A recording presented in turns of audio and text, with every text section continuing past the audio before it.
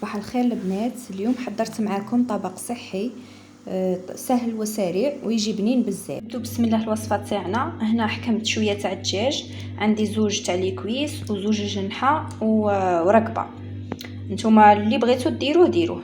درت لهم شويه ياغورت ناتور، اللي ما عندهاش دير شويه لبن غير شويه، واللي ما عندهاش ما ديرش. ودرت شويه هريسه، ملح حرور، سكينجبير، توابل الشاورما، شويه توم بودغ، شويه اعشاب عطريه وزعتره، خلطت وشويه كركم ثاني كركم درت.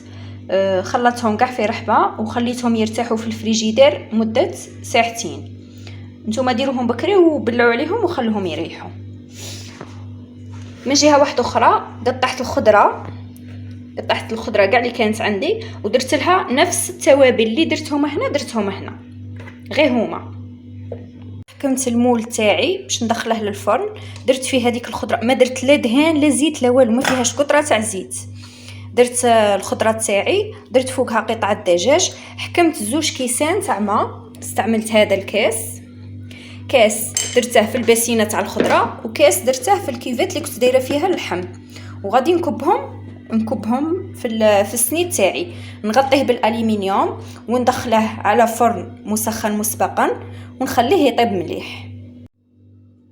نقلعوا الالومنيوم ونعاودوا ندخلوه يطيب في الفرن. هذا بعد ما خرجناه من الفوغ. ان شاء الله تكون عجبتكم الوصفه. هذه هي النتيجه النهائيه. ما تشدش كاع اليد بالخف توجد. وبصحتكم البنات.